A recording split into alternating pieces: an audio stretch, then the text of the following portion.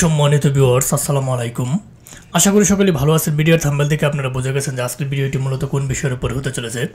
আজকের ভিডিওটি একটি গুরুত্বপূর্ণ বিষয়ভিত্তিকের উপর হতে চলেছে। গুরুত্বপূর্ণ বিষয়ভিত্তিকটি হচ্ছে আমরা যারা পূর্বে স্কাইপ ব্যবহার করতাম তারা জানেন যে আগামী মে মাসের 5 তারিখে স্কাইপ তারা অফিসিয়ালি এটা ক্লোজ করে দেবে।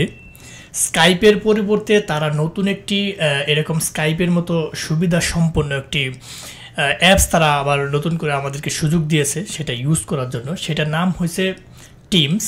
আপনারা হয়তো ইতিপূর্বে অনেকেই নামটা শুনছেন।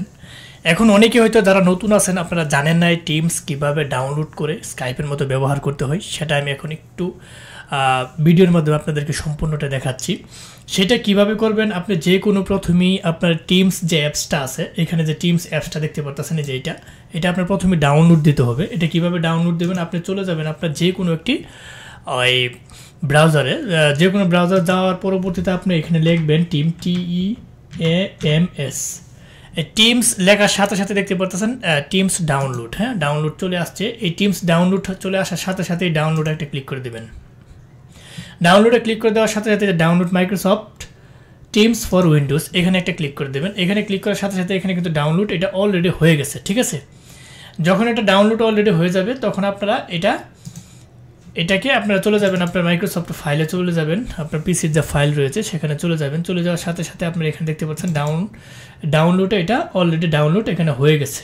ঠিক আছে, এইটা ডাউনলোড হয়ে গেলে আপনার পিসিতে আপনি মনে করেন এটাকে এভাবে নিয়ে নিলেন। আপনি এভাবে যদি চান এখানে নিয়ে নিতে পারেন। অলরেডি যেহেতু আমার এখানে নেওয়া আছে এটা এই কারণে আমি আর নিতেছি না।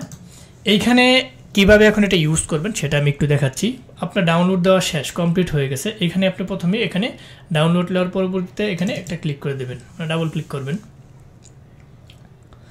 হ্যাঁ, ডাবল ক্লিক করার সাথে সাথে এটা ওপেন হয়ে যাবে। পূর্ব থেকে আমার এখানে দুইটা অ্যাকাউন্ট আপনি দেখতে পাচ্ছেন যে লগ ইন দেওয়া আছে। এখানে আমি চাইবো একটা নতুন অ্যাকাউন্ট আমি লগ ইন দেওয়ার জন্য। আপনার যাদের পূর্বের মাইক্রোসফট অ্যাকাউন্ট রয়েছে, যারা স্কাইপ ইউজ করতেন, ওই অ্যাকাউন্টে কিন্তু আপনি ইউজ করতে পারবেন। ওই মাইক্রোসফট অ্যাকাউন্টে কিন্তু ইউজ করতে পারবেন। এখন নতুনভাবে যারা ইউজ করতে চাচ্ছেন কোনো অ্যাকাউন্ট, এটা তারা কীভাবে ইউজ করবেন, ইউজ অ্যানাদার অ্যাকাউন্ট, এখানে একটা ক্লিক করে দেবেন।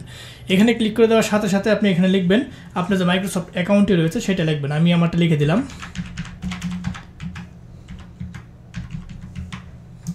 আমি আমারটা লিখে দিতেছি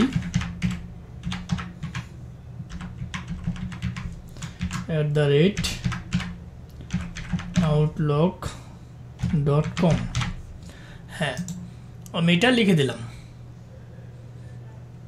সরি, এটা দুইটা সংখ্যা বেশি হয়ে গেছে। হ্যাঁ, এটা এখন নিয়ে নিছে। এখন পাসওয়ার্ডটা আপনার এখানে দিয়ে দিবেন, আপনার যার যেটা পাসওয়ার্ড রয়েছে এখানে।